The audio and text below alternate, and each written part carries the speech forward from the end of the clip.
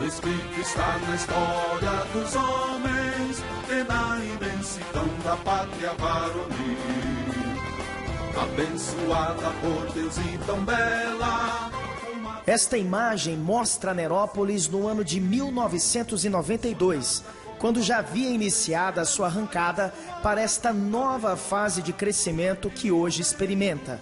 Ligada a todo o país por rodovias asfaltadas e interligada ao mundo pelo sistema telefônico DDI, uma grande conquista para a época, visto que a internet só viria a ser acessada livremente pela população brasileira alguns anos depois.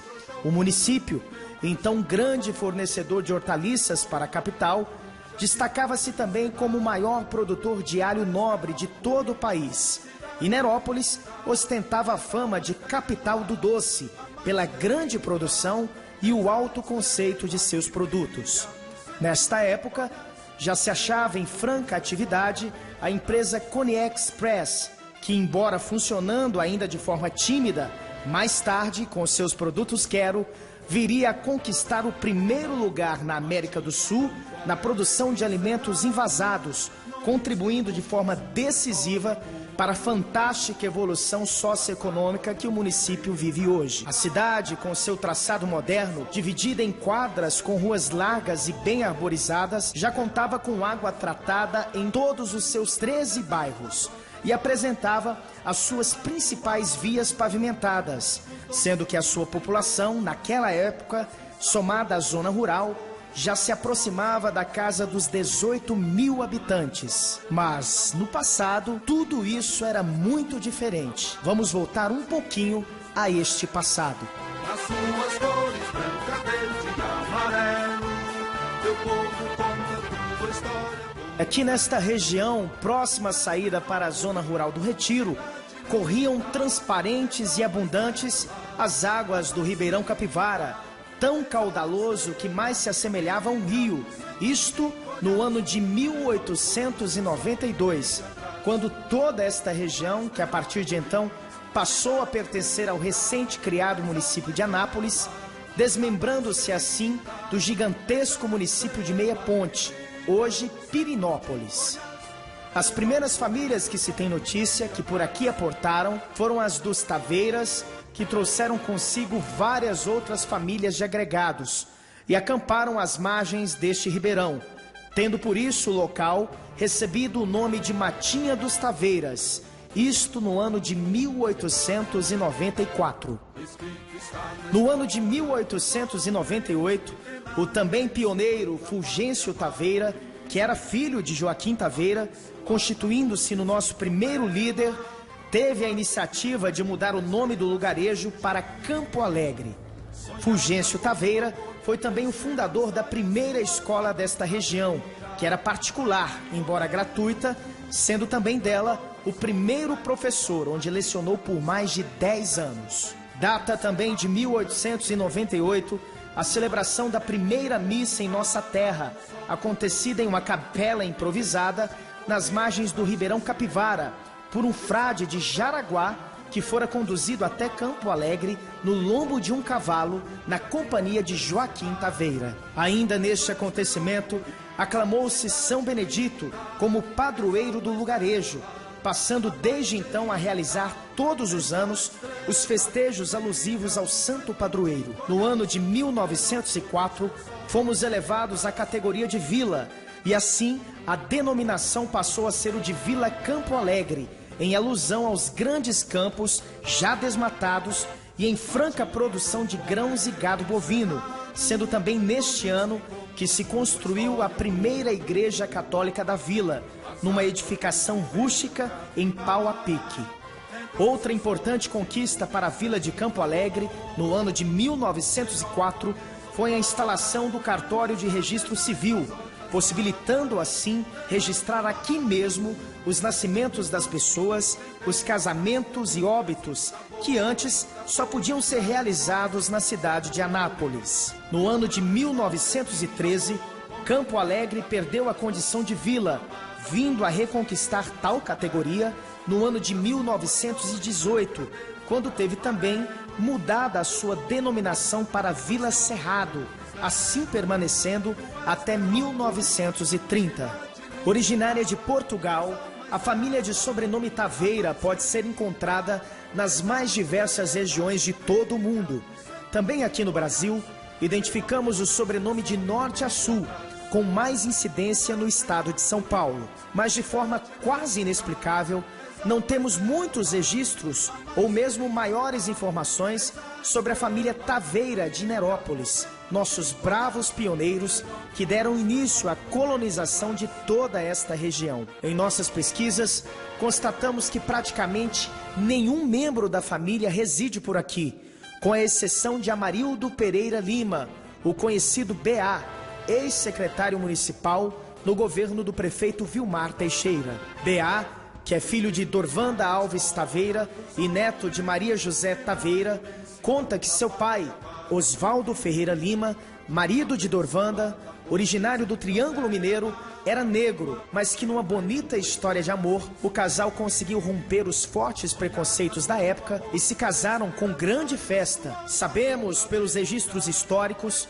que os nossos pioneiros vieram de Anápolis para cá, no ano de 1894. Como Anápolis era distrito de Pirinópolis até o ano de 1892, tudo leva a crer que os Taveiras daqui tenham parentesco com os daquela tradicional comunidade. Aqui uma foto de família já em péssimo estado de conservação, onde se pode identificar uma das filhas de José Taveira, Dona Maria Taveira, numa peregrinação da família na década de 1960, na tradicional festa do Divino Pai Eterno em Trindade. Tivemos ainda acesso à certidão de casamento de Dona Maria José Taveira, ocorrido no ano de 1934, portanto 40 anos após a chegada da família por aqui, se constituindo este no mais antigo documento oficial que se tem notícia a respeito de nossos pioneiros. Na tela ainda, as certidões dos casamentos de Dorvanda Alves Taveira, que passou a se chamar Dorvanda Alves de Lima, e de Amarildo, o B.A., filho de Dorvanda e neto de Maria Taveira. Este é Jerônimo Nascimento, um dos mais antigos moradores de Nerópolis, tendo aqui chegado no ano de 1912, oriundo da região de Barreiras, na Bahia. Jerônimo viajou, junto com seu irmão Veríssimo, por vários meses, montados em cavalos, por entre matas e estradas tropeiras, até fixarem residência por aqui. Os irmãos baianos buscavam sal em grande quantidade na estação ferroviária de Araguari, para vendê-lo no interior de Goiás e no Mato Grosso. Com lucro, construíram casas no centro do povoado e logo adquiriram enormes fazendas que até hoje são usufruídas por seus familiares. Parte de uma de suas fazendas ficava no local onde hoje está situado o setor São Jerônimo. Cidade linda, és a mais bela, a mais querida. Nosso primeiro time de futebol que se tem notícia.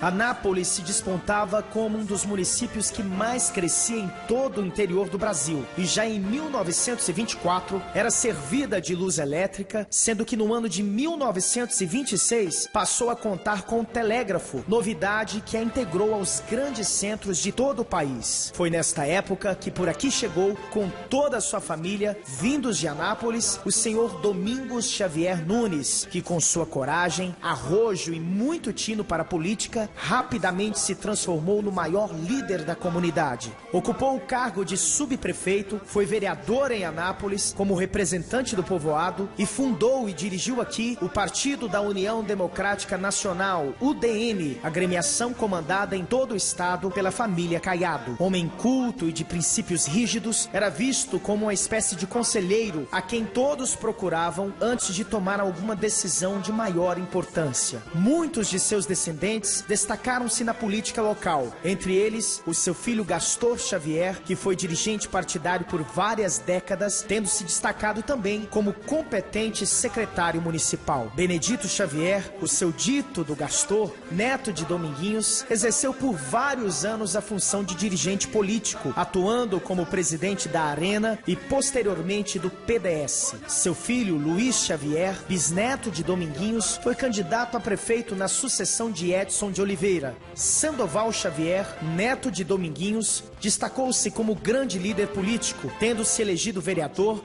e presidente da Câmara em várias legislaturas. Sandoval foi também delegado de polícia, diretor da Companhia de Pavimentação da Prefeitura de Goiânia e ainda diretor da Rádio Jornal de Goiás. Edson de Oliveira Xavier, o Xenxa, descendente mais distante de Domingos Xavier, foi eleito prefeito do município na década de 1970. No pátio da antiga igreja, onde hoje fica a Praça Central, a juventude se reunia após as esperadas missas nas manhãs de domingo. No final do ano de 1925, passou pela então Vila do Cerrado, parte da temida tropa conhecida como Coluna Prestes. Também conhecida como revoltosos, se transformaram em motivo de preocupação e até mesmo de muito medo para os povos do interior, pois era comum o recrutamento forçado de jovens para integrarem as forças revolucionárias. Pelo menos 2 jovens neropolinos foram incorporados às forças de Prestes. No caso, o senhor Osório, da fazenda Macaúba, e o senhor Antônio Dutra, o soldado da foto, que, embora muito jovem, já era conhecido como ótimo pedreiro em toda a região de Anápolis, tendo mais tarde se transformado no maior mestre de obras do município de Nerópolis, isto já na década de 1950.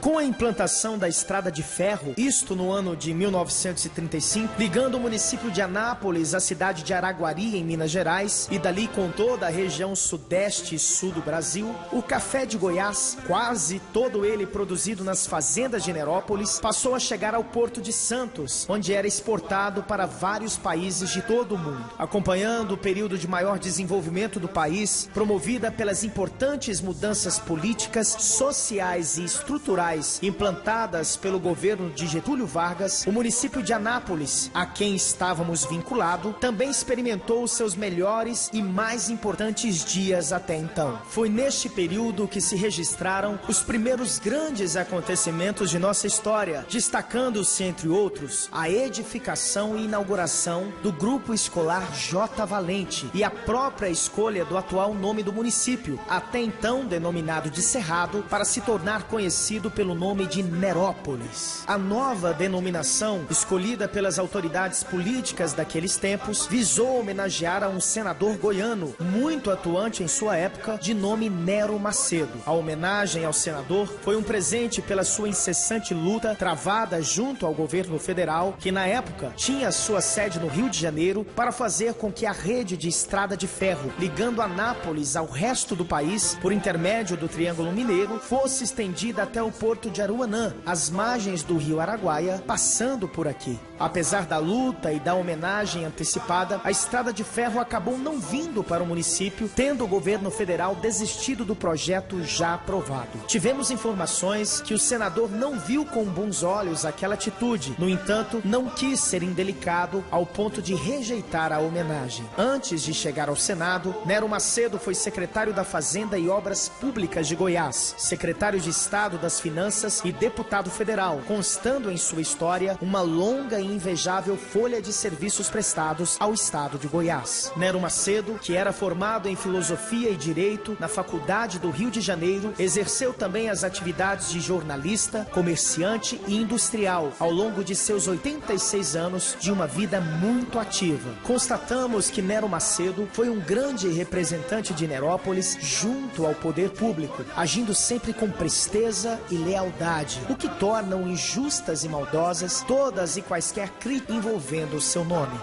Em reunião política, Dominguinhos Xavier busca, junto às autoridades de Anápolis, apoio para se construir um grupo escolar no povoado. Aqui, o prefeito de Anápolis, José Valente. Com a mudança parcial no ano de 1935 da capital da cidade de Goiás para Goiânia e concretizada em 1937, a euforia tomou conta da comunidade neropolina, face à proximidade com a nova capital, embora ainda nem existisse uma estrada para automóvel ligando-a a Goiânia. Naqueles tempos, uma viagem de jardineira entre Anápolis e Inhumas demorava em torno de 12 horas e a parada para o almoço se dava justamente aqui em Nerópolis, mais especificamente na Casa Paraibana do senhor Severino Rodrigues da Silva, onde também funcionava uma espécie de rodoviária. Seu Severino, que era o pai de Dona Lali, do senhor Adolvano e avô do radialista Dante Keller, era um paraibano corajoso, visionário e muito progressista. Em seu estabelecimento podia se encontrar de tudo. Era sua loja que provia a região com a indispensável querosene para as lamparinas e candeeiros, principais fontes de luzes da época. Açúcar, sal, arame, ferramentas, foguetes, armas de fogo, arreios, violões, alimentos em geral, bebidas, roupas rústicas, calçados, enfim, qual fosse o bem procurado, era na Casa Paraibana que se podia encontrar. Foi também de seu Severino a primeira padaria do povoado, funcionando ainda naquela esquina da Praça São Benedito, um restaurante e a única pensão do lugarejo. De hábitos muito rígidos, quando o assunto era sua família, seu Severino, que cedeu parte de seu lote para a construção do grupo escolar J. Valente, mandou construir um trieiro em seu quintal para que a sua esposa, Ridamar, primeira diretora da escola, pudesse se deslocar de sua residência até a unidade de ensino, sem ser vista por terceiros. Mais tarde, já viúvo, seu Severino mudou-se para uma fazenda nas proximidades do vilarejo, onde hoje se situa o Pesque Pague Mirim, do senhor Afrânio Roberto, instalando ali uma grande olaria, fabricando adobes, tijolos e telhas, passando a residir em definitivo naquela propriedade com a sua nova esposa. Com seu espírito arrojado e sua vocação para o pioneirismo, Severino comprou uma moderníssima prensa para a fabricação de telha francesa, novidade da época, instalando assim a primeira cerâmica desta região. Posteriormente, esta cerâmica foi vendida para o senhor Anísio de Souza, outro grande empreendedor que a transformou em pouco tempo na maior e mais moderna cerâmica do centro-oeste brasileiro. Isto impulsionado pelas numerosas obras na nova capital do estado. Posteriormente, a cerâmica foi comandada com grande sucesso ao longo de vários anos por Afrânio Roberto, filho do pioneiro Anísio de Souza, hoje proprietário do Pesque Pague Mirim. Até meados dos anos 30, além da jardineira, apenas outros 2 veículos eram vistos por aqui. Um Ford 1929, de propriedade do senhor Antônio Beradão, um pioneiro comerciante da região, casado com uma neta de Dominguinhos Xavier. O outro veículo era um automóvel Ford V8, um luxo daqueles tempos, de propriedade do senhor Costinha, caixeiro viajante que aqui residia. Praia de Santos, 1937. O jovem em traje de banho é Pedro Teles, o primeiro neropolino que se tem notícias a visitar um litoral. Guiados pelo patriarca Senhor Ângelo, a família Roncato se instalou na região da Água Branca, onde implantou a fazenda Nova Aurora. Vindo da Itália no ano de 1888, do município de Altivoli, província de Treviso, o Senhor Ângelo passou pelo interior paulista, casando-se no ano de 1901 com Dona Assunta Zanata, também italiana, chegando em Nerópolis no ano de 1923. Ângelo Roncato destacou-se também como grande comerciante, chegando a exportar o café neropolino para a Europa, usando a estrada de ferro de Anápolis ao Porto de Santos. Com sucesso financeiro, Ângelo Roncato fez construir no ano de 1937 a nova sede da fazenda, um belo e grande sobrado com arquitetura inspirada na velha Itália e que permanece até hoje em ótimo estado de conservação, pertencendo atualmente ao empresário e também fazendeiro Amir Bitar.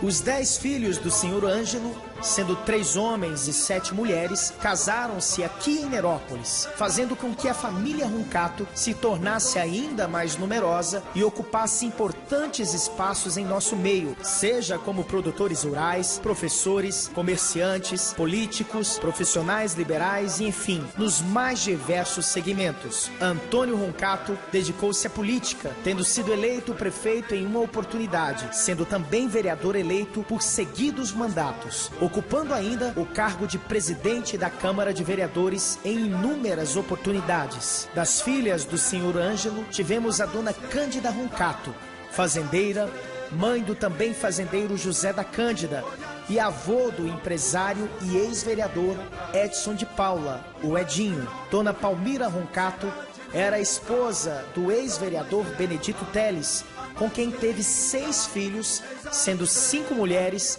todas elas professoras, com destaque na capital, além do médico Ângelo Teles. Dona Maria Roncato, mãe do fazendeiro e escrivão do cartório de registro civil de Nerópolis, Altair Sartim. Dona Regina Roncato, fazendeira, esposa do senhor Dimas Borba.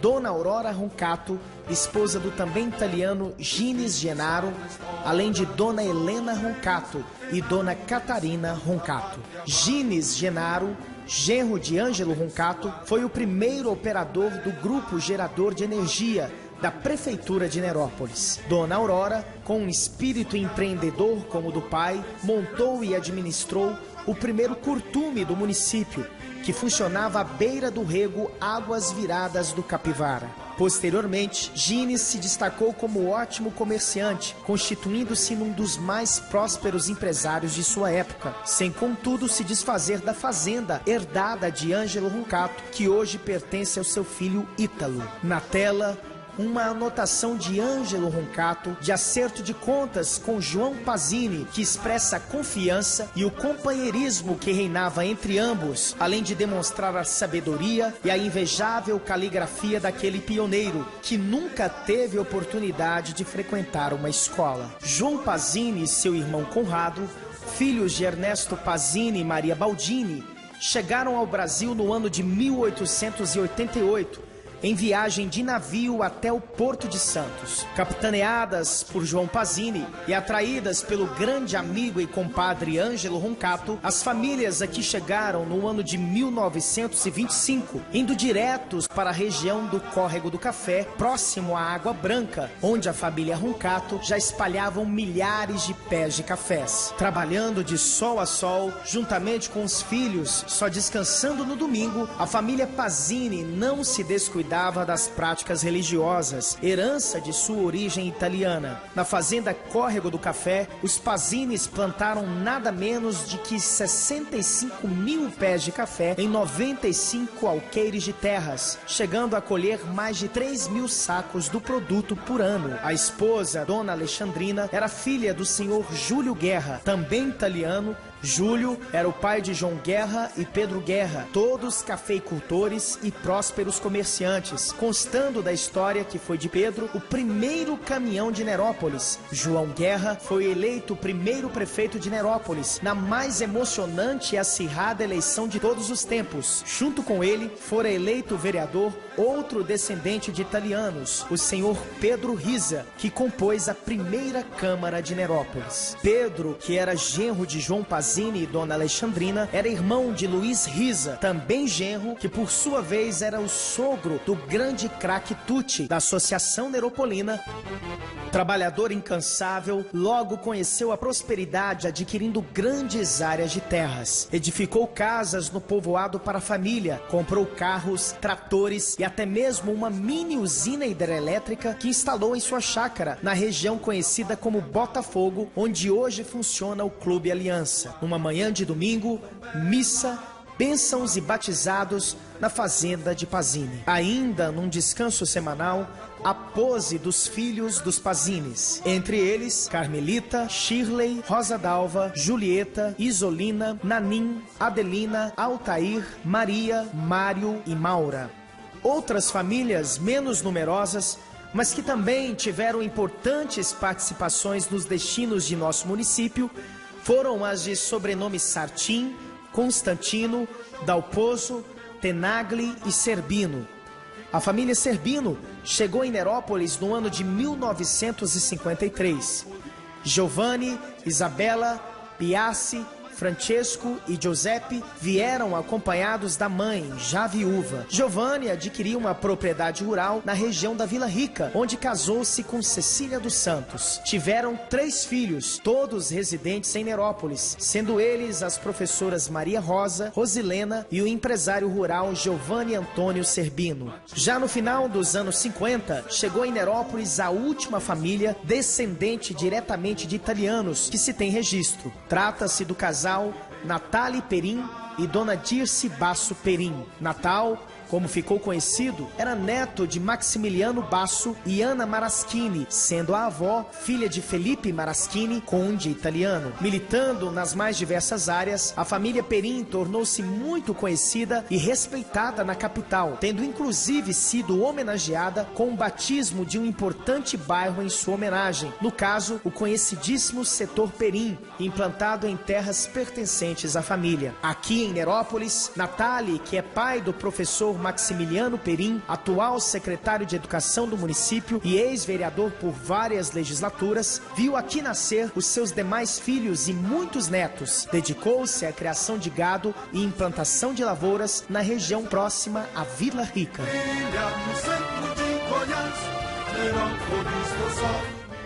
No ano de 1929, chegava a primeira caravana de imigrantes japoneses, composta de mais ou menos 30 pessoas, de 7 famílias, entre elas a Yoshida, Arataki, Nishimura. No ano seguinte, veio a maior caravana da história, com nada menos de 24 famílias, somando quase 100 pessoas de uma só vez. E entre estas estavam os Taya, Matsuoka, Uto, Namba e Masuda. Em 1931, foi a vez das famílias Kuramoto, Tani, Iwamoto e Fukushima. E por último, já no ano de 1955, chegava a família Ichii, entre eles o senhor Misao Ichii, mais conhecido como Miguel japonês. Segundo o senhor Akira Fukushima, então conhecido como seu Kushimba, a região de Nerópolis foi escolhida por pertencer a Anápolis, que prometia terras férteis e gratuitas aos imigrantes. Mas segundo ele, a realidade foi muito diferente. Os japoneses iniciaram uma grande plantação de café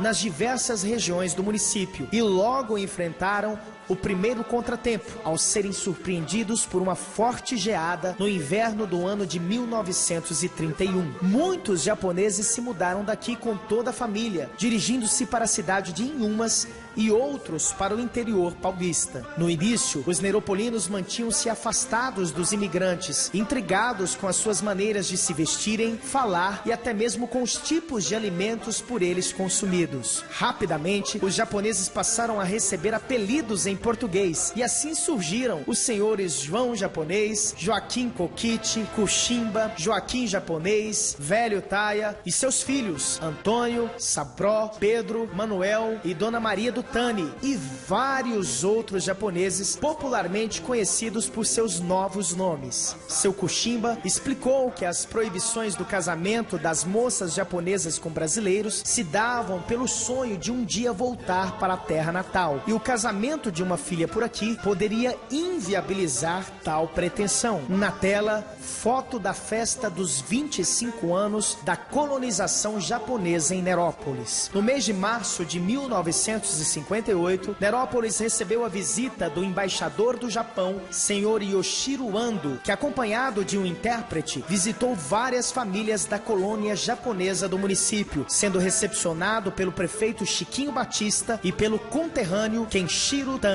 Na foto, Yoshiro Ando, embaixador do Japão, ao lado do jornalista e vereador Carlos Araújo, quando de sua visita a Nerópolis em março de 1958. Aqui, em visita a uma fazenda do município, o embaixador japonês recebeu homenagens de dezenas de famílias japonesas. Com o passar do tempo, os japoneses se adaptaram ao novo mundo e a ideia de regressarem à terra natal foi sendo esquecida. Alguns casamentos entre nipo-brasileiros foram se tornando mais aceitáveis e, enfim, tornou-se comum a declaração de amor destes imigrantes pela nova pátria. Testemunho maior deste amor foi dado pelo senhor Tani, um dos mais populares e entusiasmados dentre os japoneses de Nerópolis, que aqui viveu por mais de 50 anos e que faleceu em uma viagem turística pelo Japão no ano de 1984. Ele teve o seu corpo cremado e suas cinzas espalhadas em solo neropolino, a seu pedido,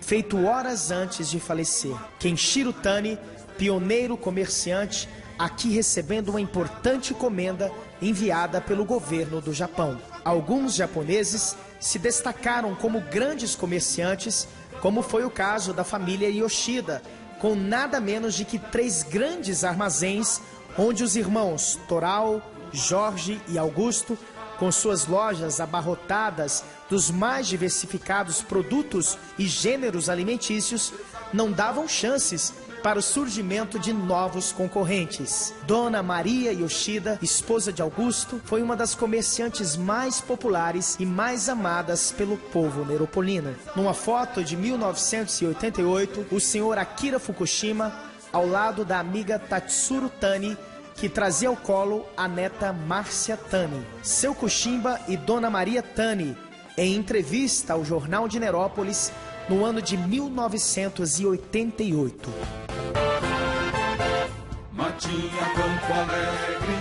Embora em menor número, as famílias árabes tiveram também importantes participações em nossa história, com maior ênfase no comércio, mas também com influências na cultura, nos costumes e na culinária. Um dos mais antigos pioneiros árabes de Nerópolis foi o senhor Salomão Antônio, que aqui chegou por volta do ano de 1912, vindo direto do Líbano. Iniciando-se nas atividades de mascate, logo conseguiu se estabelecer com uma boa loja de tecidos e calçados, transformando-se depois em grande fazendeiro, adquirindo fazendas nas regiões da Precata e do Buracão. Salomão teve aqui os seus 12 filhos, entre eles Seabra, grande cerealista, Benedito, Antônio, Salomão, estes dedicados a atividades ligadas à produção rural, nas fazendas herdadas do pai. Antônio Salomão morou por muitos anos na rua Narceu de Almeida, onde criou numerosa família, tendo seus filhos, quando jovens, participado ativamente dos melhores acontecimentos sociais de Nerópolis nos anos 60 e 70. Seu Antônio, pai da empresária Lourdes Salomão, que aparece na foto de seu casamento com Décio Barreto. Lourdes reside na capital, onde é proprietária de um dos maiores restaurantes de comidas típicas de Goiânia. Porém, nunca se afastou do convívio com seus amigos neropolinos, sendo uma das maiores patrocinadoras dos festejos de São Benedito. Na foto, Antônio Salomão e sua esposa, Maria de Lourdes. Aqui, junto com os amigos Oscar do Correio, Ari, o filho Vicente, Baraí Belinho e Dico, numa festa em família. Seu Dico, fazendeiro tradicional da região, era militante político, tendo se candidatado a vice-prefeito de Ari Vanderlei na chapa que enfrentou o Edson de Oliveira. Outro importante entre os chamados turcos de Nerópolis foi o senhor Alfredo Abdala, que por aqui chegou no ano de 1920. De origem palestina, Alfredo residiu primeiro em Anápolis, onde até hoje vivem muitos de seus familiares. Como bom comerciante, destacou-se como o maior comprador e revendedor de cereais desta região naqueles anos, fato que lhe deu fama de rico em todo o povoado.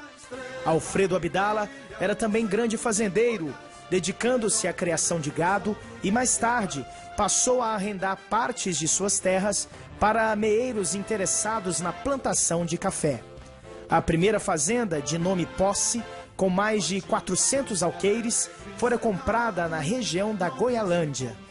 Foi justamente na fazenda Posse que seu Abdala conheceu a sua companheira, Dona Maria Augusta Souza, viúva que para cá mudara vindo do sertão da Bahia.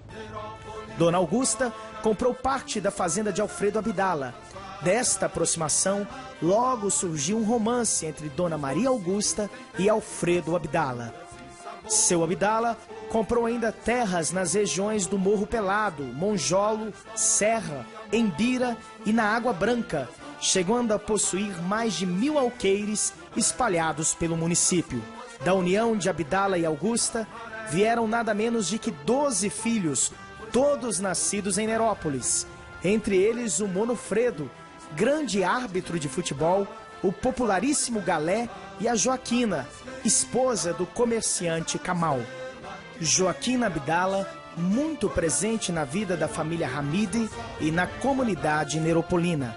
Marcante também foi a chegada da família Hamide, que passou a se dedicar ao comércio lojista, tendo aqui chegado, no ano de 1965, o senhor Mohamed, que é o pai do comerciante Camal. Foi mascate e depois lojista. Tornou-se muito conhecido pela sua longa história ligada ao comércio, em sua casa palestina, bem como pela sua dedicação à família, tendo aqui criado seus 4 filhos, hoje todos adultos, e que já lhes deram muitos netos neropolinos.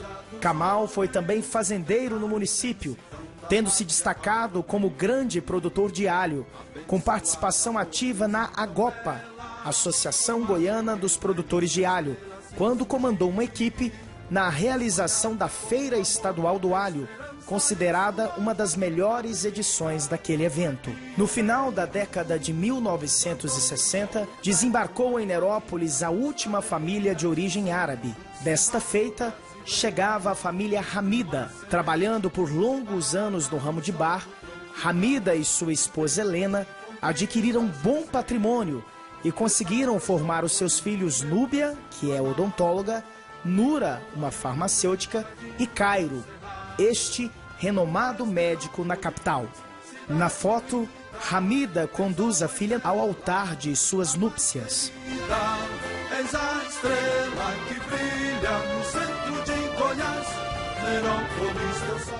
No coreto da praça, comício político. Com a criação do município em 3 de agosto de 1948, pela Lei número 104, foi empossado como prefeito provisório o senhor Bento Silva, que governou até 31 de dezembro de 1948. Aqui, nossa primeira jardineira da rota Nerópolis-Goiânia, via Campinas.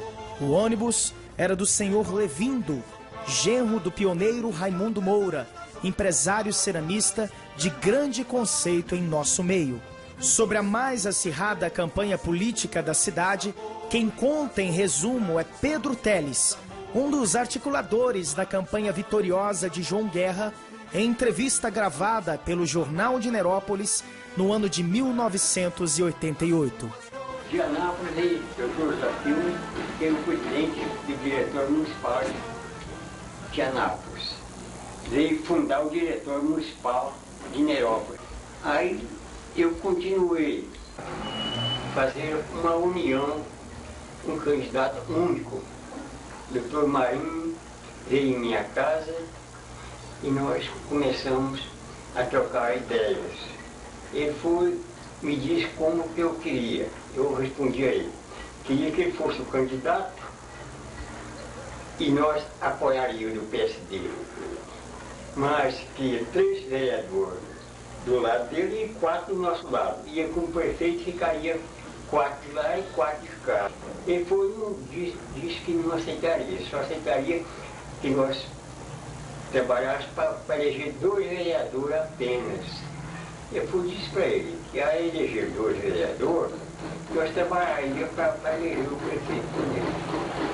A nossa vitória foi a causa de unir o PSD com a UDN, que foi fundado pelo senhor João Guerra, que ele era muito chegado à população. Ele era homem muito bom para a humanidade, dava receita grátis e muito popular. O seu dele é Domingos Xavier Nunes. do Miguel Xavier Nunes. E tinha o genro, o nome de Borges, também tinha muita influência, que era cerealista, comprava cereais aqui no município. Era uma força, era uma potência política aqui de Nerópolis. O primeiro dia de apuração foi no fórum da Dianápolis. A torcida, nós tínhamos muita torcida de um lado e de outro. Havia muita influência nessa eleição, porque foi a primeira depois da ditadura nos municípios, depois a primeira foi do município a ser fundados. Então, a primeira foi 7 urnas. No primeiro dia você apurou 4. A primeira saiu o Dr. Marinho com 4 votos de frente. A segunda empatou. A terceira foi 7 de frente. Uma de empate, outra ficou, acho que o Marinho ficou com uns 6 ou 7 votos de frente. Na última urna, foi apurando até ficar o João Guerra por 18 votos de frente. Depois o Dr. Marinho foi tirando, até o juiz ficar com o último na mão. Disse: a vitória está nesse voto. Foi muita emoção. Mas ali havia muita aposta, muita torcida, sabe? Estava um ambiente muito agitado. O juiz disse, pegou o voto e disse, ergueu a mão e disse: está aqui a vitória do candidato. Quando falou, Dr. Marinho. Eles deram aquele avanço assim, falou: não, é errado, é o João Guerra. Aí é que houve um debandamento na hora, é que se deu a vitória ao João Guerra.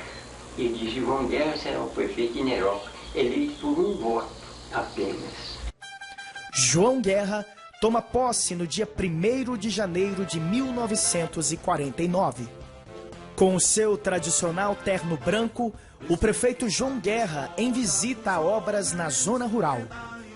Coube a João Guerra a tarefa de implantar o novo município, tarefa que envolvia desde a demarcação das áreas urbanas e rurais, passando pela criação da sede dos poderes, expedição de decretos, criação de leis e tudo mais que se necessitasse para a garantia da ordem legal. Para esta tarefa, o prefeito contou com os trabalhos do competentíssimo Adolvano Gomes, seu secretário e chefe de gabinete, filho do senhor Severino Rodrigues e da professora Ridamar Gomes. Homem culto e muito dedicado, Adolvano desempenhou com maestria as inesgotáveis atribuições que lhe coubera, possibilitando a João Guerra entregar um município devidamente instalado a seu sucessor. Ofício endereçado ao secretário de Estado Zoroastro Artiaga, informando da conclusão dos trabalhos de demarcação do município, assinado por Adolvano. Nosso primeiro posto de gasolina, de propriedade do senhor Iron de Brito, dono também do melhor bar da cidade. Doutor Manuel Marini, vencido por apenas um voto, em entrevista com o repórter Chencha, da Voz de Nerópolis, no ano de 1959. Ainda em construção, o prédio de nosso Correios e Telégrafos. Desfile estudantil dos alunos do J. Valente. Dr. Agenor Caldas, farmacêutico formado na Universidade do Rio de Janeiro e influente político nos anos 40 e 50. Dirigente partidário, Dr. Agenor era sogro do prefeito Dr. Negreiros e de grande importância na luta pela emancipação de Nerópolis. Guardiano Teixeira, líder espiritual e militante político, muito respeitado em sua época. Guardiano ficou famoso por suas obras de caridade e fraternidade, chegando a formar uma verdadeira cidade em sua fazenda, onde construía casas para aqueles que mais necessitavam. Proprietário de grande fazenda, Guardiano, que era o pai do ex-prefeito Vilmar Teixeira, ainda achava tempo para se dedicar a serviços da coletividade, tendo ocupado o cargo de escrivão e juiz de paz.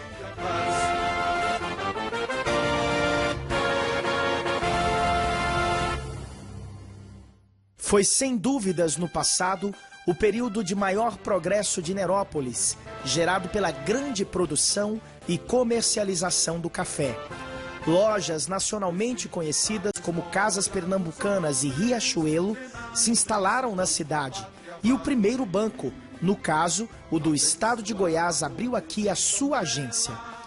Fomos elevados à categoria de comarca no ano de 1952, tendo como primeiro juiz o Dr. Oswaldo Costa, que mais tarde se aposentou como desembargador. Criou-se na mesma época os cartórios do primeiro e segundo ofícios, cartório do crime e de família. Antônio de Bastos, titular do cartório de ofício civil, oriundo de família influente em Anápolis, Jacinto Ramos ocupou o cartório do crime. Nosso primeiro oficial de justiça foi o senhor Manuel José Rodrigues, o seu manezinho, que aqui chegou em 1924.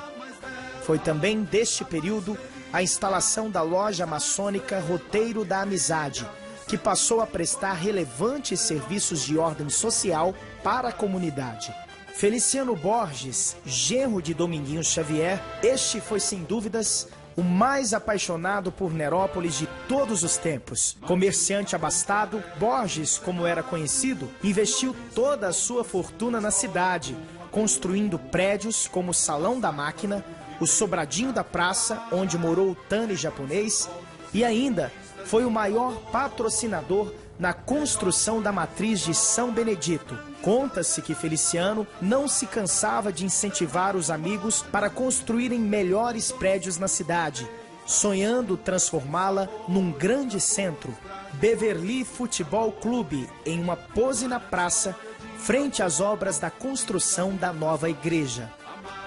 Matriz de São Benedito, obra sagrada dos neropolinos, construída com recursos da comunidade, contando com o patrocínio do benemérito Feliciano Borges.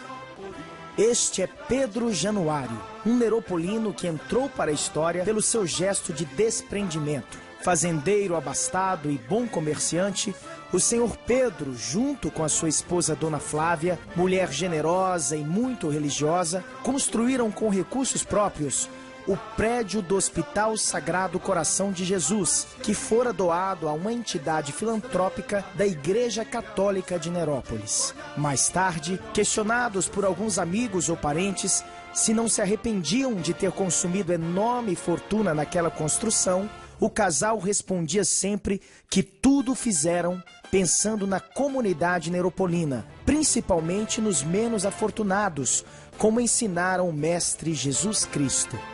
Depois de um pequeno período em funcionamento, o hospital ficou desativado por vários anos, só voltando às atividades com a chegada da freira americana Irmã Francisca, no início da década de 1960.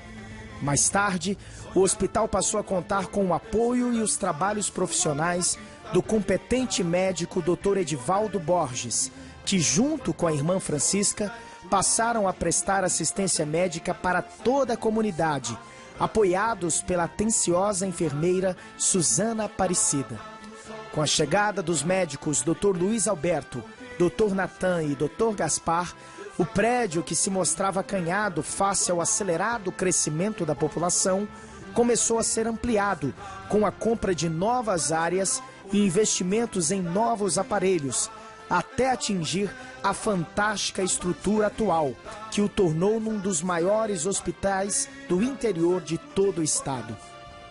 Os médicos Edivaldo, Luiz, Natan e Gaspar, que passaram décadas participando diretamente da vida de todos nós, prestando imprescindíveis apoios e serviços, são adorados pela população, o que nos dá a certeza de que o generoso casal Pedro e Flávia Januário não teria mesmo motivos para se arrependerem da generosa iniciativa.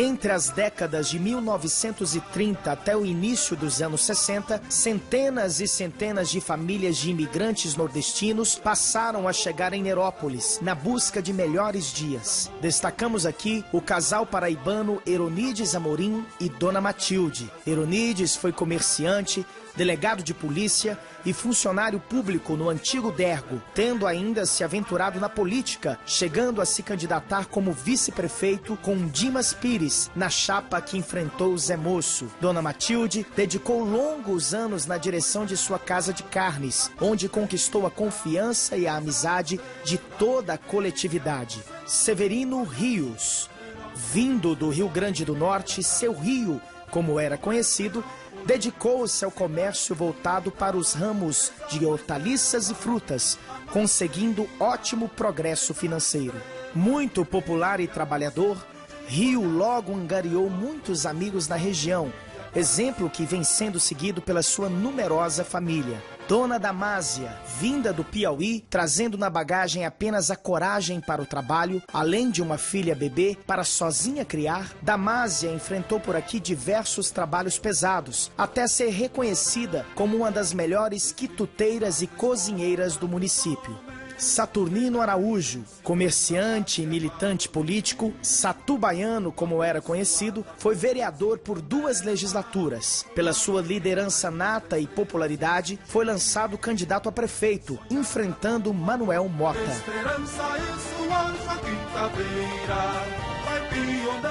Nossos mineiros, também muito importante e com grande influência na formação da nova sociedade neiropolina, foi a vinda dos milhares de mineiros para o município no mesmo período. Com melhores poderes aquisitivos, os novos imigrantes, de um modo geral, vinham em busca de comprar imóveis rurais, que por aqui eram bem mais baratos do que nas suas regiões de origem. Face à rápida integração, bem como pelo elevado número de imigrantes, era comum por aqui se dizer que neste município, quem não era mineiro, na certeza era filho de um. Assim, constatamos enormes influências do povo mineiro em nossa comunidade, seja na alimentação, na religião, na política e até mesmo no modo de falar. Representando essa enorme massa de novos neiropolinos, temos o casal Geraldo Ribeiro, ele com 103 anos, e sua esposa, Maria Moreira Ribeiro, com 90 anos, ambos gozando de ótima saúde, tendo o casal dedicado várias décadas de suas vidas por aqui como produtores rurais. Dona Maria é filha de Dona Marcelina Moreira, fazendeira, matriarca de grande e tradicional família radicada no município, e avó do ex-vereador Marcelinho. Também destacamos a família Lopes, talvez a de maior contingente a permanecer no município. Assim, os Lopes podem ser encontrados nas mais diversas atividades do município, seja no meio rural, no comércio, na indústria, no meio político ou como profissionais liberais. Numa reunião de família, uma demonstração da dança do porrete, manifestação folclórica trazida das Minas Gerais. Ronaldo Lopes, hoje bem-sucedido industrial, já ocupou o cargo de vereador. Roseli Lopes Goulart foi excelente gerente de banco e hoje é vista como uma das melhores decoradoras do país, com seu trabalho reconhecido pela apresentadora de TV da Rede Globo, Ana Maria Braga. Iniciado com o governo de João Guerra, o município teve ainda como prefeitos nesta década Dr. Arthur de Souza Negreiros e Francisco Emídio Filho, o Chiquinho Batista. Baiano formado em odontologia na Universidade Federal de Salvador, casado com Dona Araci Caldas, filha do líder político Agenor Caldas, Dr. Negreiros foi o segundo prefeito eleito, sucedendo a João Guerra. Tinha como secretários Chiquinho Batista e Gastor Xavier Nunes, que aparece na foto ao lado de sua esposa Dona Albertina. Dr. Negreiros, que era também professor, ao assumir um município recém-criado e sem recursos financeiros, dedicou-se a consumar os trabalhos de sua implantação. Como terceiro prefeito eleito, Chiquinho Batista, como era conhecido, já assumiu o mandato com bom conhecimento da máquina administrativa, por ter atuado como secretário no governo anterior. Contando com parcos recursos, numa época em que todo o funcionalismo municipal não ultrapassava o número de 12 servidores, Chiquinho não se intimidou diante das enormes dificuldades com as quais se deparou, conseguindo realizar importantes obras em sua administração. Dentre outras, merece maior destaque a instalação do primeiro sistema de energia elétrica, alimentado por motor a diesel, com iluminação pública das ruas da cidade. Chiquinho criou também a nossa primeira banda de música. Em reunião política, Chiquinho busca apoio para a sua administração. Nas eleições de 1960, Pedro Teles enfrenta Antônio Roncato. Na casa de Chiquinho Batista, correligionários festejam a vitória de Antônio Roncato. Num período de empolgação, as festas passaram a acontecer com mais frequência. Aqui, o Chebinha de Nanim Pazini recolhe mesas nas casas dos amigos para mais uma noitada no ranchão da praça. Foi também com Chiquinho Batista, no final da década de 1950, que Nerópolis tornou-se uma das primeiras cidades do interior de Goiás a receber energia elétrica da CELG. Porém, a sua maior proeza foi a edificação do majestoso prédio, que passou a ser conhecido como Fórum, onde por longos anos funcionou a sede do Poder Executivo, Legislativo e do Judiciário, com gabinetes para o juiz e promotor, cartórios cíveis, criminal e eleitoral, cartórios de notas, registro civil e registro de imóveis, coletorias estadual e federal, um posto do IBGE e também do Serviço Militar do Exército. Não seria nenhum exagero afirmar que o incrível prédio, que teve como mestre de obras o senhor Antônio Dutra e que ainda hoje é a sede do Poder Executivo, era na realidade um verdadeiro centro administrativo. Chiquinho teve como secretário Abderman Batista, pai do vereador Abderman Júnior. Na festa de inauguração, que contou com a presença do governador José Feliciano, uma multidão tomou conta do espaço. Sempre elegante, a professora Flora Teles curte com os amigos o belo som de sua radiola. Regada a champanhe importada, festa na casa de Iron de Brito. Entre os presentes, José do Vale e o vereador Carlos Araújo. Muito antes da fama, os irmãos Pena Branca e Chavantinho residiram na zona rural de Nerópolis. Internacionalmente conhecido, Antônio Poteiro morou por aqui nos anos 50, onde adquiriu o nome artístico por fabricar e vender potes de barro. No salão do Cine Teatro Caiçara, tradicional festa da Rainha das Bonecas. Vista externa do Cine Caiçara, com a praça em construção. Vista parcial da praça, já construída. Floriano Teles, inesquecível locutor da Voz de Nerópolis. Matinha, Campo Alegre, Cerrado. Foi talvez a pior fase de toda a nossa história. O solo já cansado e a insistência na monocultura do café, agora com baixa produtividade, queda de qualidade e preços achatados pela concorrência, não demoraram a fazer as primeiras vítimas. E assim, logo começamos a testemunhar o desmanche das grandes lavouras e a quebradeira não tardou virar notícia, com inevitáveis vendas de parte de terras, reduzindo assim o tamanho das maiores e mais produtivas fazendas da região. Foi neste período que vimos, apreensivos, o fechamento dos grandes armazéns cerealistas e as partidas das lojas Riachuelo e Casas Pernambucanas. E os empregos para nossos jovens se tornavam cada vez mais escassos. Em visita a Brasília, recentemente inaugurada, Pedro Teles e Pacífico Teixeira. Seu Pacífico foi por várias décadas o farmacêutico mais amado e respeitado pela comunidade neropolina. Antônio Roncato, que teve Edgar Xavier, o Ninha, como seu secretário, assumiu o governo em janeiro de 1961. Roncato tentando manter o ritmo vigoroso e empreendedor do seu antecessor, fez construir a Praça São Benedito, onde antes existia o Largo da Igreja, dando-lhe forma à jardinada com belos canteiros e bancos espalhados por toda a extensão. Mas nem mesmo a nova cara do centro da cidade foi suficiente para espantar a grande crise que se prenunciava. Logo tivemos a certeza de que os novos tempos não seriam os melhores de nossas vidas. Por sorte, surgiram as nossas primeiras granjas e logo a seguir iniciou-se a produção de doce. Numa iniciativa do senhor Benedito Xavier, o Dito do Gastor, tivemos a instalação das primeiras granjas destinadas à criação de aves para abate e produção de ovos. Os irmãos Lázaro e Nego Teles, Chencha, Wilton Solon Borges e os irmãos Haroldo e Simval Bernardes e muitos outros logo fizeram de Nerópolis um grande centro produtor de aves e ovos. Wilton Solon Borges, homem de grande visão que por aqui residiu nos anos 60, montou na saída para Petrolina um abatedouro de aves em sua propriedade, no quilômetro 28 da GO 080, onde mais tarde, já nas mãos de novos proprietários, se instalou o frigorífico Nero Frango.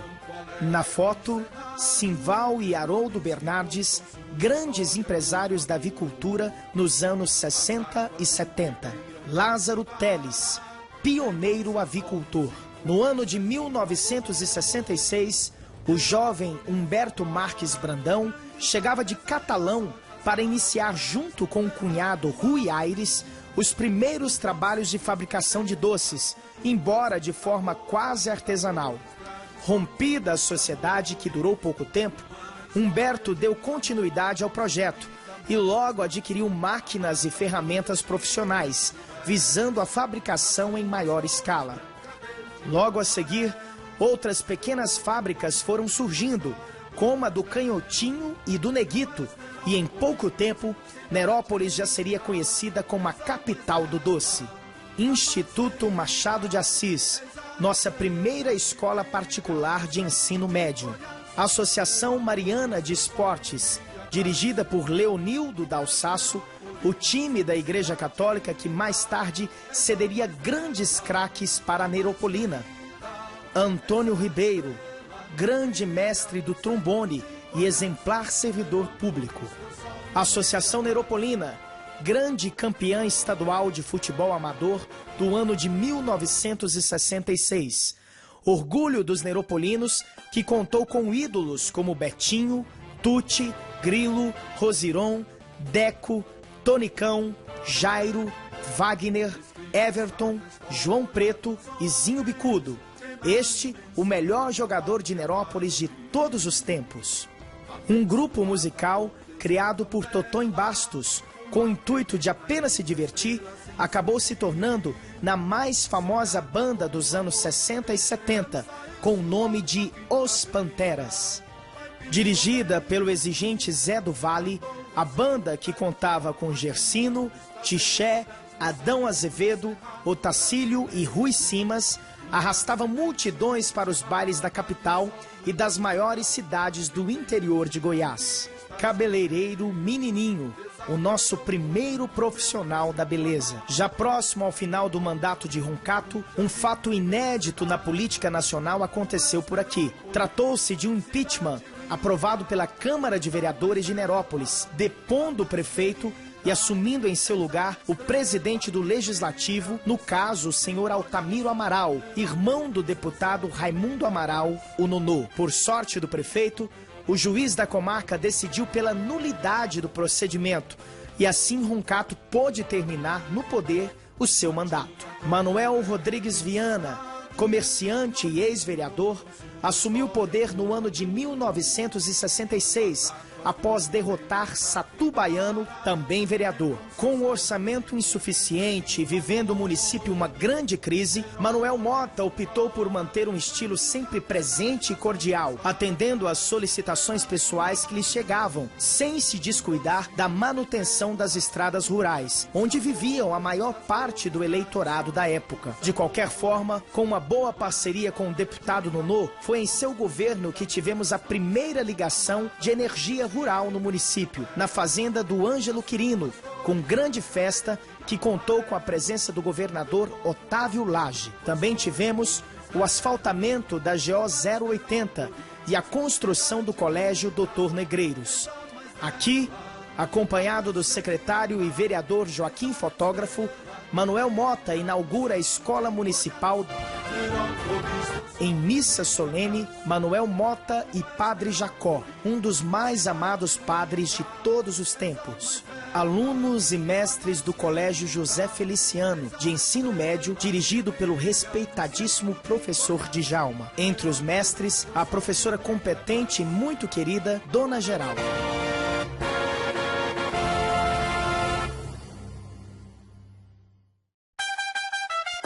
Numa fase economicamente ainda pior do que a dos anos 60, iniciamos a nova década numa condição de quase desespero. A população crescia o seu contingente de jovens, mas os empregos diminuíam a cada dia, obrigando assim o êxodo de dezenas e dezenas de famílias para a capital, na busca de garantir um futuro mais digno para os seus filhos.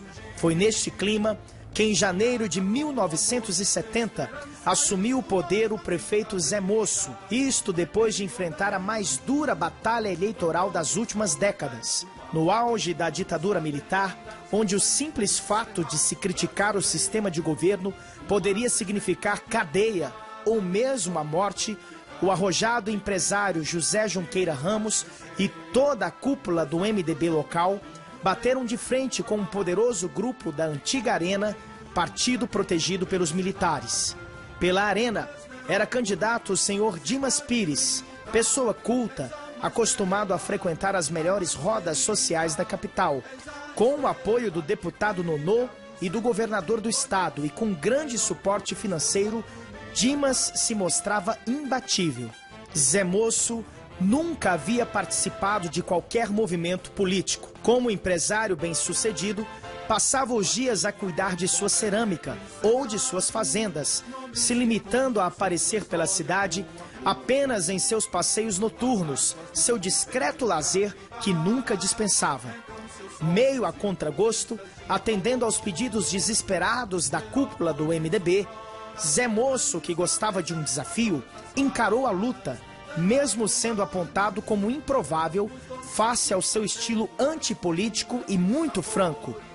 No último dia de campanha, quando todos acreditavam que Dimas Pires ganharia com enorme diferença, a cúpula do MDB, comandada por Ari Vanderlei de Carvalho, irmão de Pedro José, o vereador Tati, Zé Borreia, Antônio Guti, Seu Dico, Zezinho de Deus e Iderlon Pimenta, contando com o apoio do prefeito Manuel Mota, conseguiram surpreender a todos com uma gigantesca carreata que partiu da fazenda do senhor Acácio e tomou conta das ruas da cidade. Conta-se que Dimas Pires tentou suicídio ao ver tamanha manifestação popular. Felizmente, o seu candidato a vice, Eronides Amorim, arrebentou a porta do quarto, alcançando a carabina de Dimas, que acabou disparando um tiro que acertou o telhado.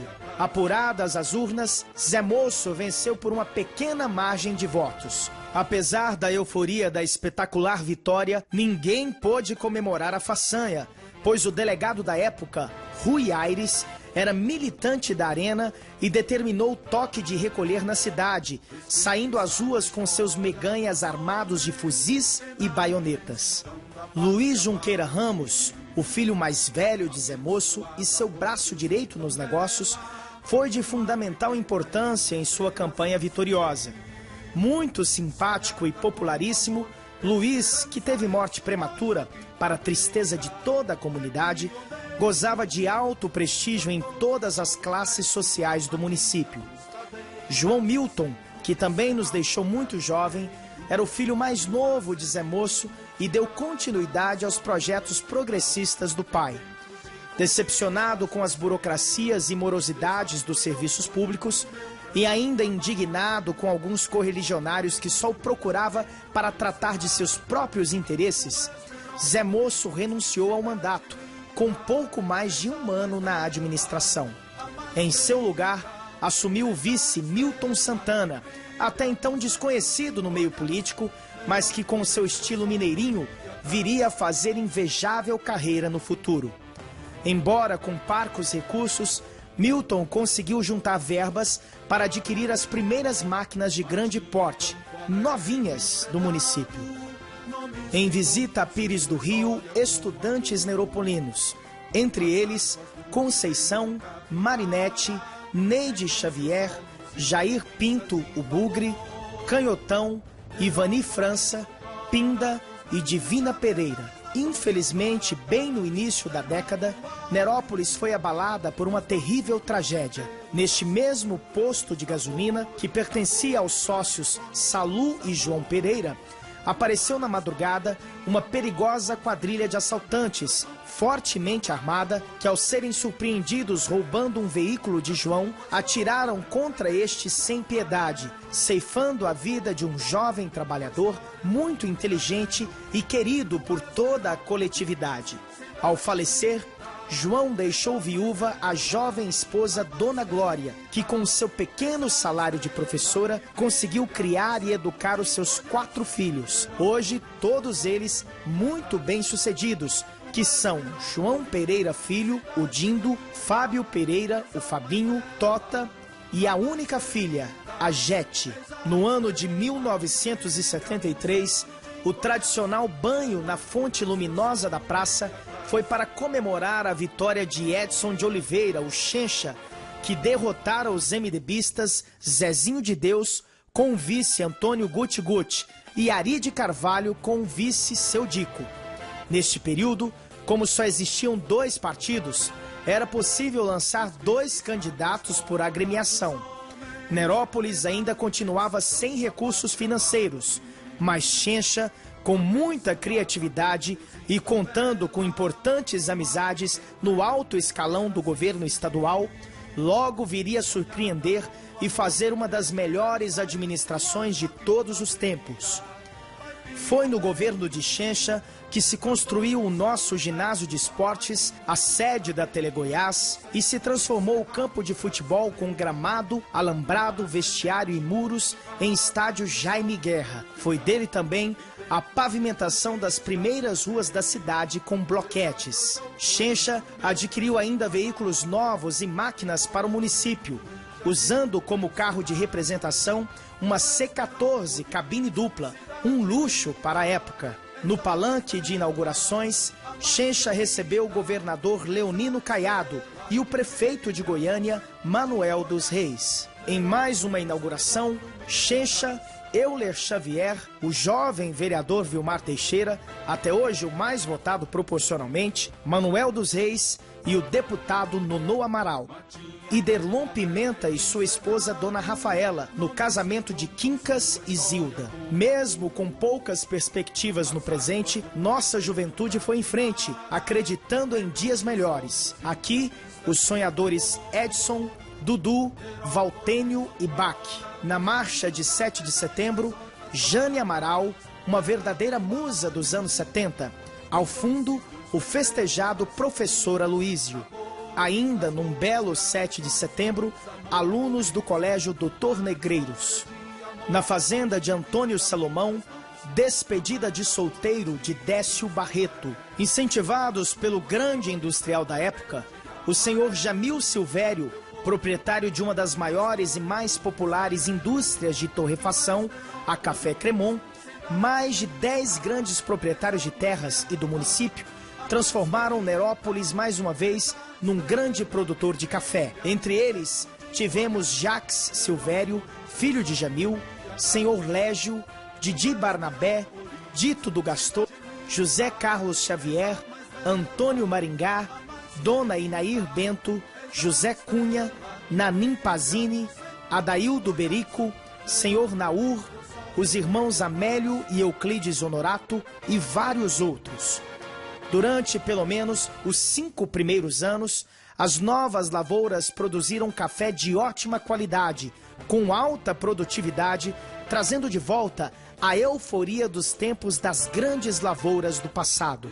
Conta-se que na época, o fazendeiro José Carlos Xavier Numa venda de apenas 60 sacas do produto, feita ao café Cremon, adquiriu à vista uma Chevrolet D20, 0 km, a mais concorrida de sua categoria. Tamanha era a valorização do produto naquele período. Infelizmente, a euforia do novo ciclo cafeeiro durou pouco, pois uma súbita mudança climática passou a ocorrer, fazendo com que o período chuvoso ocorresse cada vez mais tarde, prejudicando assim a formação da florada das plantas, com a consequente queda na produção. Para Jacques, a principal causa do insucesso da cultura cafeeira se deu pela insuficiência de águas disponíveis para a irrigação em nosso meio, pois apesar de termos inúmeras nascentes, córregos, é fato que esta água, embora bem distribuída, não suportava uma irrigação de lavouras em maior escala. Pedro Leôncio, conhecido por Pedro Aprígio, foi um grande carpinteiro e ex-vereador. Pai dos também ex-vereadores Bugre e Grilo e de Antônio Coisa Voa, o mestre carpinteiro, com todos os seus filhos, fabricava em sua oficina móveis de toda espécie e era o único fabricante de caixões para sepultamento no período de 60 e início de 70. Patterson, conhecido por Paterso, pai do comerciante Ismael, fabricava aqui e vendia para todo o estado os mais perfeitos carrinhos de tração animal que se tinha notícia. João de Paula, pessoa muito querida na cidade, montou neste período a badalada loja A Vantajosa. João, que já foi juiz de paz e conciliador trabalhista, sempre participou e contribuiu de forma muito positiva com as causas sociais da comunidade. Foi neste período que vários novos empreendedores iniciaram as suas atividades. Aqui os irmãos Ítalo, o Gordo, e Valdo Ribeiro, hoje grandes empresários, na autoelétrica onde tudo começou. Grupo Nero Frango, comandado pelos jovens empresários, os sócios Luiz Fernando Zumbi e Natal Xavier. Tendo o Zumbi adquirido o imóvel do antigo abatedouro de Wilton Solon, em asta pública, logo reiniciou o abate de aves, aproveitando a boa fase da avicultura no município. Alguns tempos depois, Natal deixava a gerência do Banco do Estado de Goiás para ingressar de sócio na nova empresa, quando adquiriram novas e modernas máquinas, transformando o velho abatedouro num dos maiores frigoríficos do estado. Luiz Rodrigues, o Luizinho, aqui ao lado do inesquecível Pereira da padaria, iniciando como feirante a sua arrancada para se transformar num dos melhores comerciantes da região. Depois de longos anos como empregado na loja do Kamal Hamid, Luizinho, junto com os irmãos Maurício e Adriana, montou a primeira loja Ana Terra Calçados, na rua Agenor Caldas, para depois construir a nova sede, uma gigantesca loja comparada às melhores da capital.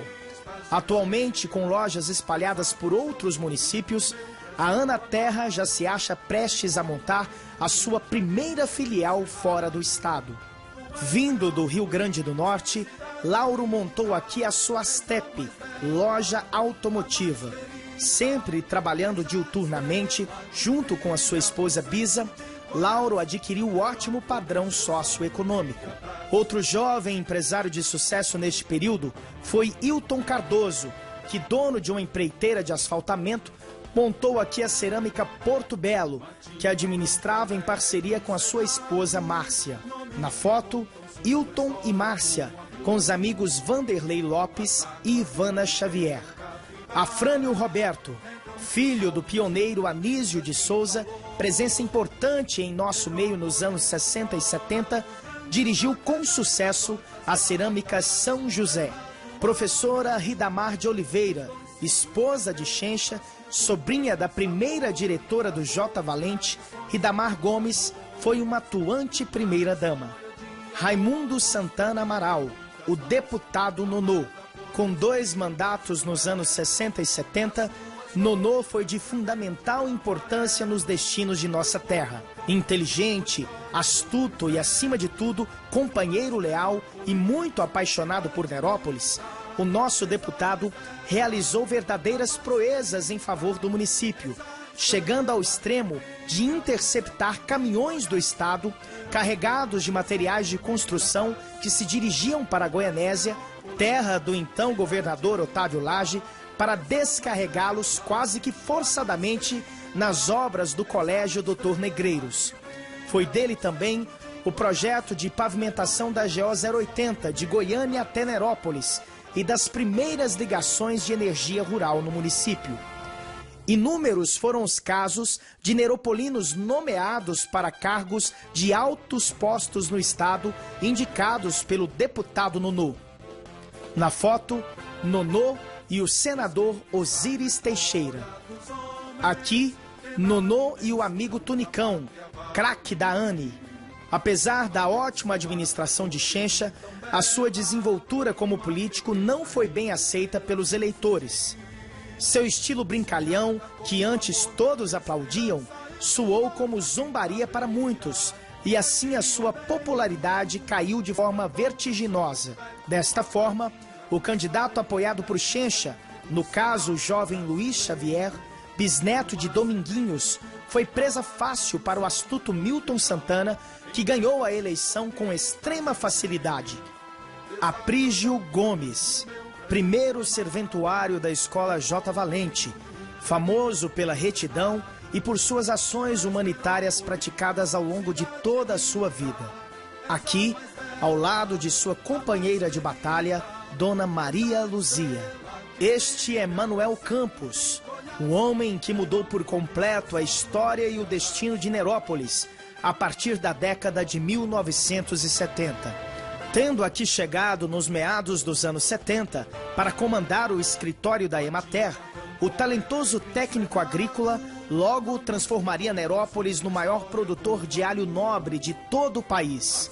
Mesmo sendo muito jovem para o cargo, Manuel conquistou a confiança de seus superiores na Emater e, a seguir, venceu os obstáculos de ganhar a confiança dos produtores locais, que não se conformavam com a saída do técnico anterior, Takashi Karegai, muito querido e respeitado no meio rural. Numa jornada inimaginável, Manuel conseguiu arrastar 9 produtores rurais até a Argentina e o Chile, numa Kombi, para visitar as plantações de alho daqueles países. Muitos desses produtores nunca haviam atravessado as fronteiras do estado de Goiás. Alguns anos depois, Nerópolis ostentava o título de maior produtor de alho nobre do país, e todos aqueles produtores da viagem alcançaram prosperidade financeira e respeito no meio rural. Milhares de empregos foram criados nos campos, ou mesmo nos enormes galpões espalhados pela cidade, o que atraiu mais e mais famílias para o município, melhorando assim o comércio local. Naquela época, tornou-se impossível encontrar uma casa para se alugar na cidade, mesmo que fosse nos setores mais distantes. Na bonita e florida Mendoza, na Argentina, Zé do Cícero e Miguel Japonês, da caravana de Manuel Campos. Na Praça São Benedito, festa dos 50 anos da colonização japonesa. No ano de 1977, Milton Santana volta para um novo mandato, desta feita de 6 anos, tendo como vice Vianello Coelho. Sobre Vianello, que hoje aos 96 anos continua levando uma vida normal, dirigindo o próprio carro e trabalhando no dia a dia, uma observação interessante é que ele já havia sido eleito vice-prefeito em sua cidade de origem, Guidoval, em Minas Gerais, tendo alcançado votação infinitamente superior ao prefeito, quando os votos eram individuais. Posteriormente, não obteve sucesso ao se candidatar a prefeito, por ter sido apoiado pelo prefeito da situação que não agradou em sua gestão. Aqui em Nerópolis, mesmo gozando de muito prestígio com a população, Vianello foi vencido por um companheiro de partido, no caso Pedro José, que se posicionou como oposição a Milton Santana. Em seu novo mandato, Milton, que era do PMDB, se viu isolado no governo, pois tanto no âmbito estadual como no federal, o poder estava nas mãos do PDS, antiga Arena. Mais uma vez sem recursos e sem apoio externo, Milton voltou a fazer um governo de pouca expressão, cultuando a sua imagem de honesto e bom camarada do primeiro mandato. Sua principal obra foi a construção da rodoviária, com recursos do município, isto num período em que, por toda parte, o governo estadual, através do DERGO, doava ótimas estações rodoviárias aos municípios da situação. Posteriormente, no ano de 1988, Milton Santana foi derrotado por Paulo Bernardes, mas no ano de 1992, ressurgindo das cinzas, Milton volta a se reeleger como vice-prefeito de Dr. Gaspar, vindo a falecer em pleno exercício do mandato. Delegado Rui Aires, no casamento de sua filha Herta com o vereador Antônio Ribeiro de Castro. Cidade linda, és a mais bela, a mais querida, és a estrela. Ainda sob o comando de Milton Santana, iniciamos a década com muito otimismo, trazido pela movimentação causada pelo cultivo e comércio do alho. No ano de 1983, tomou posse o prefeito Pedro José, que, surpreendendo a todos, venceu Sandoval e Chencha, do PDS, e Vianello Coelho, de seu próprio partido, o PMDB.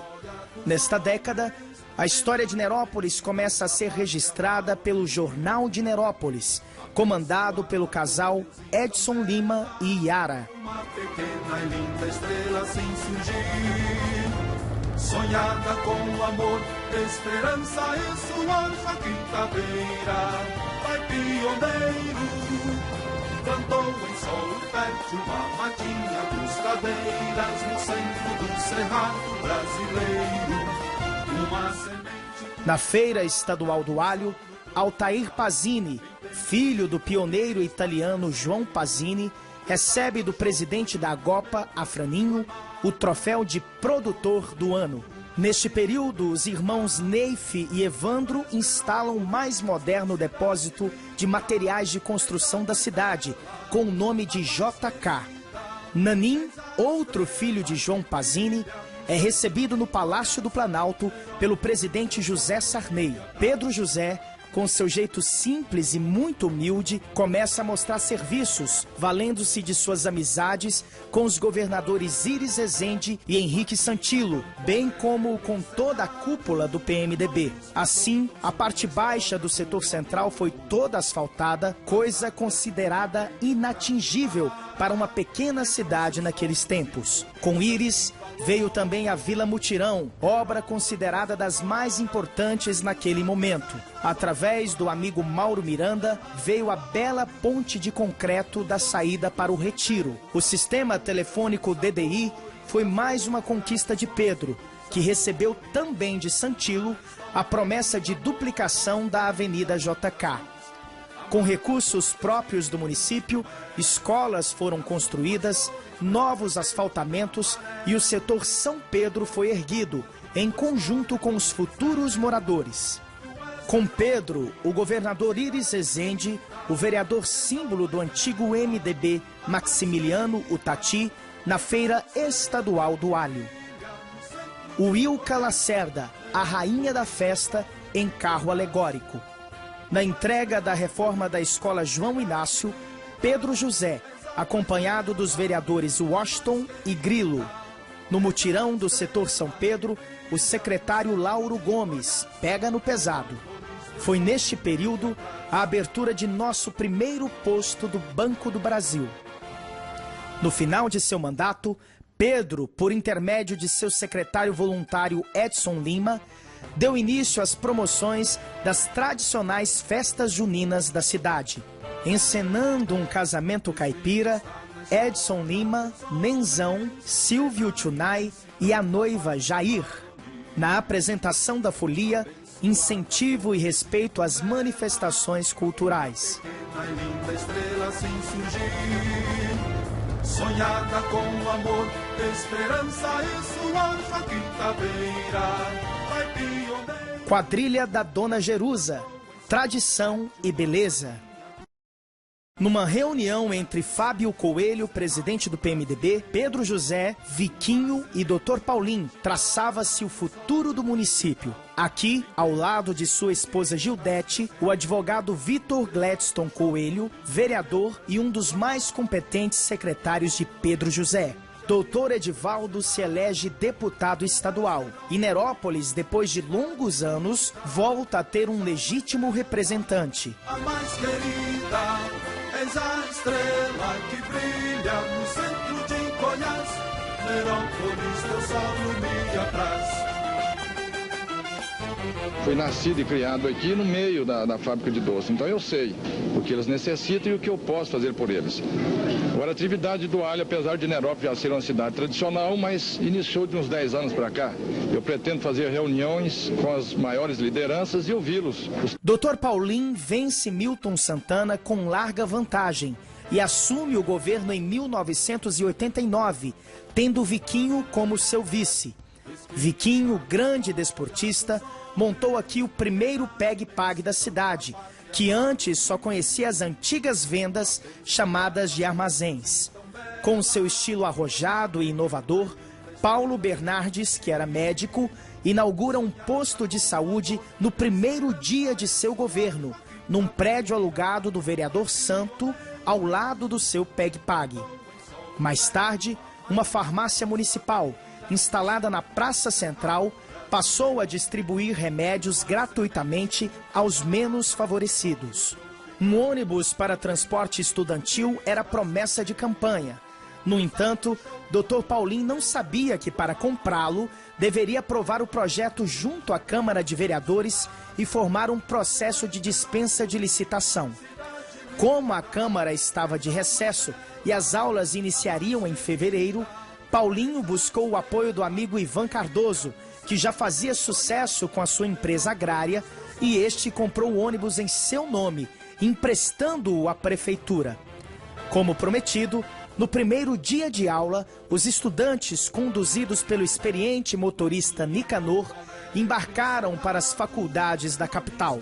Aqui, os vereadores que participaram do período de grande progresso de Nerópolis: Santo, Toninho, Ronaldo, Roncato, Ninha, Wilson, João Braga, Anapolino e Eupídio. Ao lado do secretário de Estado da Cultura, Coelho Vaz, novas lideranças femininas que surgiam. Delma foi vereadora com grandes serviços prestados e Graça, vereadora atuante e vice-prefeita anos depois. A inauguração da pista dupla da Avenida JK, logo no início do governo, era o prenúncio de que o momento da grande arrancada já havia chegado.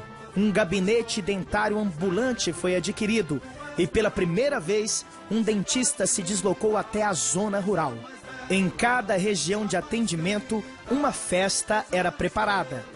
Um novo coreto, denominado Dr. Claré, foi erguido para apresentações artísticas. Como bom atleta que era, Paulim disponibilizou ao povo academias de karatê com o mestre Valdir, musculação, capoeira, futebol, vôlei e muito mais. Depois de muitos anos, uma banda, a Nego Celeiro, com aulas de música, voltou a animar a cidade. Nossa primeira Rua do Lazer foi instalada na Praça São Benedito. Festas com apresentações artísticas passaram a ser constantes. Embora a produção de alho já dava sinais de quedas vertiginosas, aconteceram as mais badaladas feiras do produto.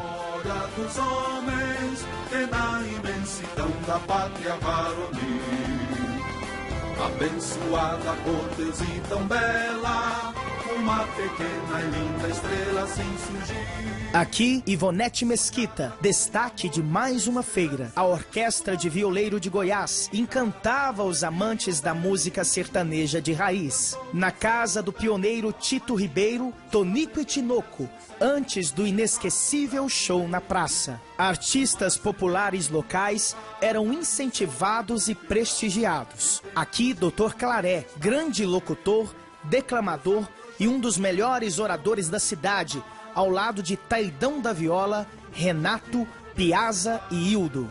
Dr. Paulin construiu e colocou em funcionamento o maior terminal do trabalhador de Goiás, onde centenas de pessoas recebiam um ótimo café da manhã de segunda a sexta-feira. Era ali também que os funcionários da prefeitura podiam almoçar sem qualquer pagamento. Dentro do gigantesco prédio, que depois foi transformado em garagem municipal, durante todo o governo de Dr. Paulin, funcionava também um posto de saúde, sede da Guarda Mirim, barbearia comunitária e espaço de convivência para os idosos. O asfaltamento inédito em setores mais distantes começou pela Vila Mutirão e atingiu, passando pelo Morumbi, todos os bairros mais antigos da época.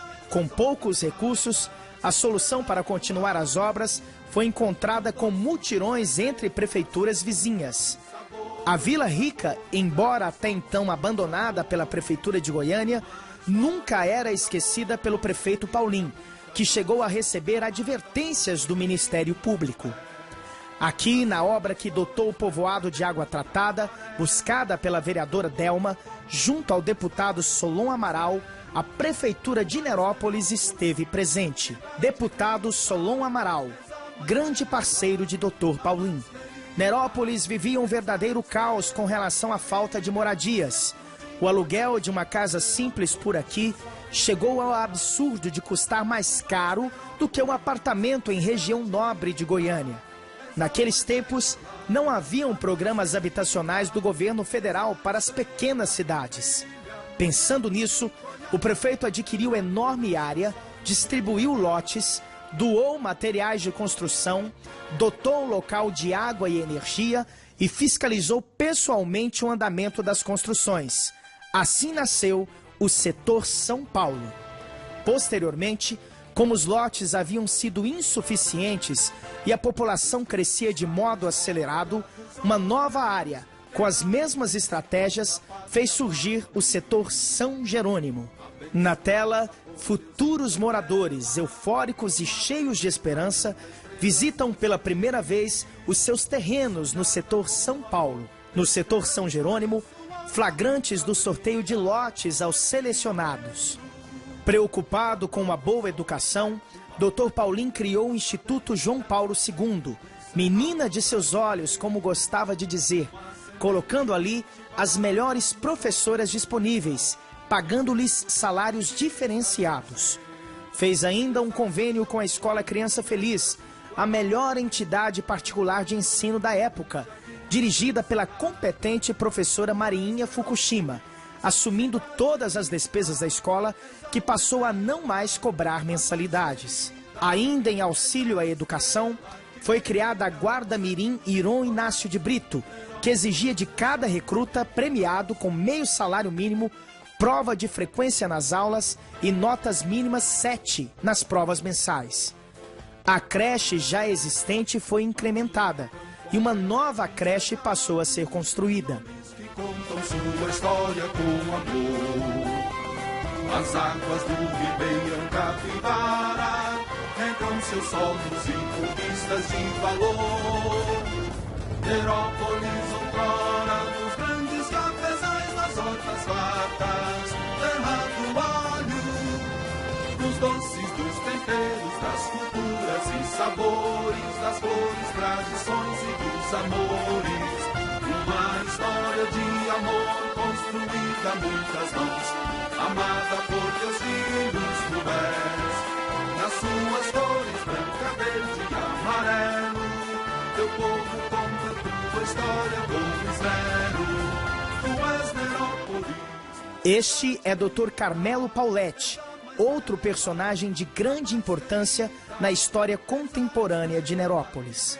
Foi através da instalação aqui de sua Cone Express que Nerópolis deu o passo gigantesco até então inimaginável.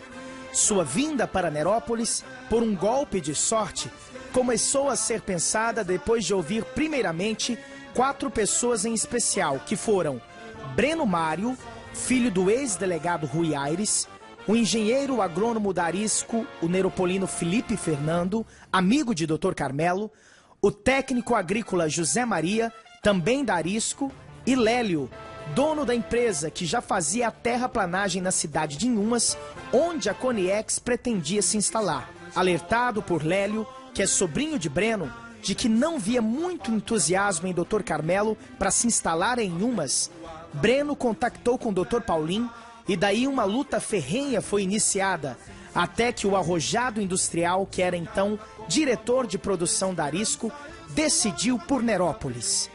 Dr. Paulim aceitou todas as exigências da empresa na questão de terreno, logística e apoio de toda a ordem, chegando a colocar à disposição de Carmelo o próprio telefone fixo do seu gabinete, uma vez que ainda não existia plano de expansão e uma linha telefônica era coisa rara por aqui.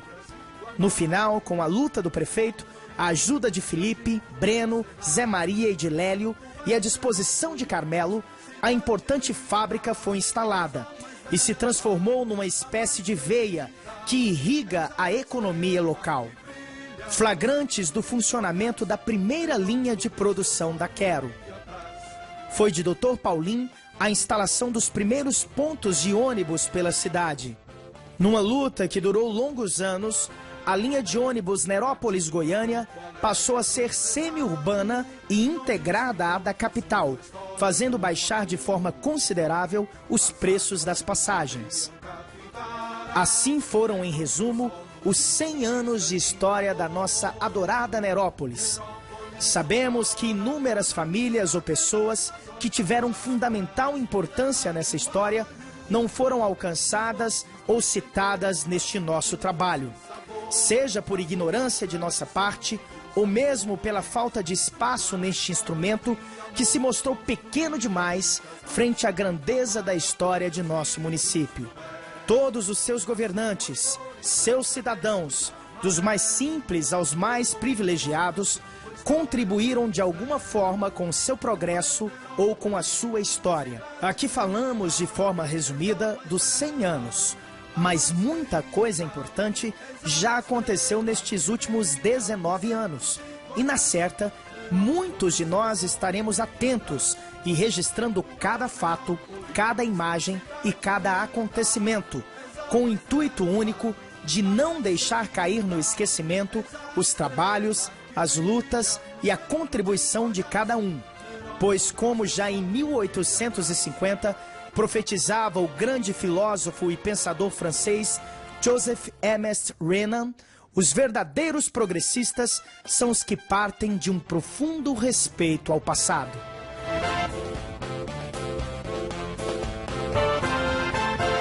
Escrito está na história dos homens e na imensidão da pátria varonil. Abençoada por Deus e tão bela, uma pequena e linda estrela assim surgir. Sonhada com amor, esperança e suor, Joaquim Taveira, pai pioneiro, plantou em solo fértil a matinha dos cadeiras no centro do cerrado brasileiro.